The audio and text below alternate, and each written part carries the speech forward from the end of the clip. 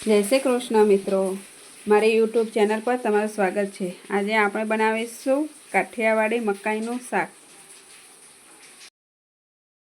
એના માટે આપણે આ મકાઈ બાફેલી લીધી છે, 1 કપ ડુંગળી લીધી છે, 1 કપ ટામેટા લીધા છે, 2 લીલા મરચાં લીધા છે। હવે આપણે ડુંગળીને મિક્સરમાં ગ્રાઇન્ડ કરી લઈશું।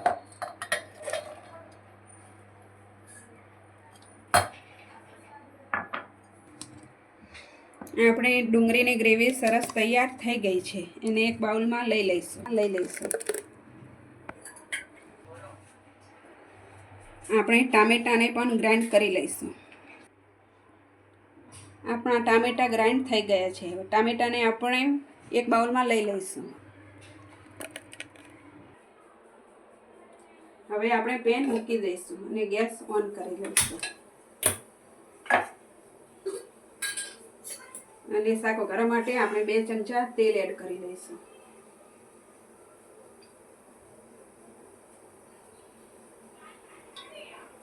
તેલને ગરમ થવા દઈશું। આપણું તેલ ગરમ થઈ ગયું છે। આપણે સૌપ્રથમ પનીરને સાંતળી લઈશું।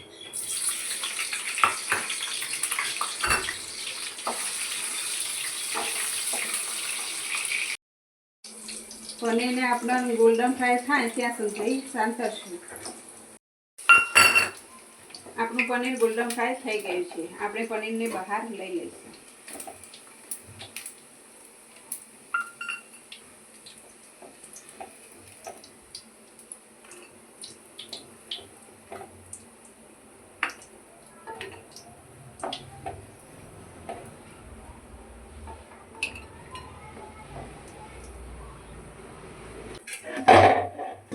આપણે સૌપ્રથમ લવિંગ એડ કરી લઈશું।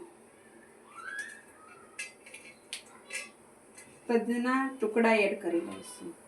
તમાલપત્ર એડ કરી લઈશું। હવે આપણે ડુંગળીની ગ્રેવી એડ કરી દઈશું।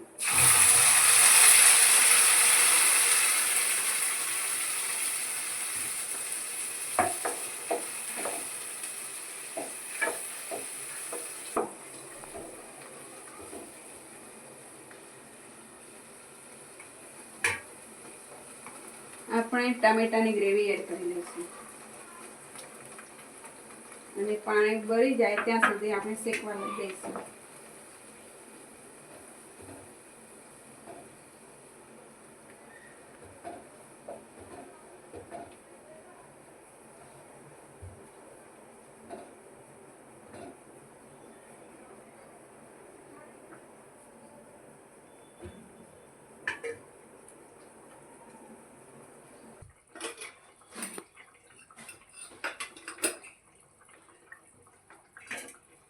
પાણી બળી ગયું છે। હવે આપણે તેમાં બધા મસાલા એડ કરી દઈશું।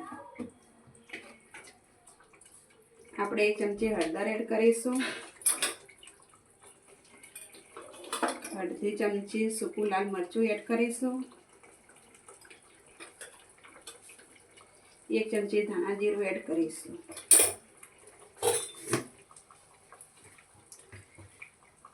સ્વાદ પ્રમાણે મીઠું એડ કરીશું। બધો મસાલો હલાવીને મિક્સ કરી લઈશું।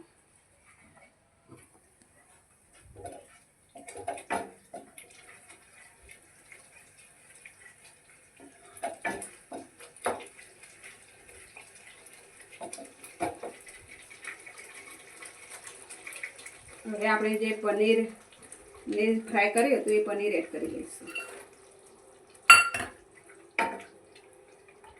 પનીર નાખીને આપણે હલાવીશું।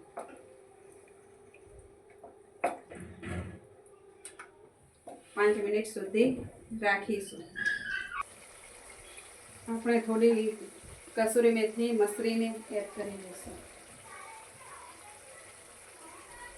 અને હલાવી દઈશું। આપણે બાફેલી મકાઈ એડ કરી દઈશું અને મકાઈને કૂક થવા દઈશું।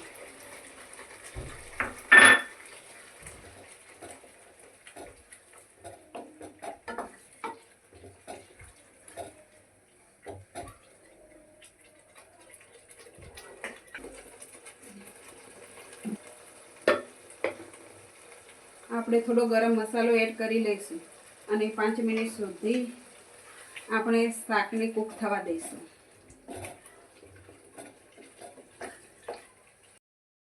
આપણું મકાઈનું શાક તૈયાર થઈ ગઈ છે. આપણે ગેસ ઓફ કરી લઈશું અને આપણે આપણું શાક એક બાઉલમાં લઈ લઈશું.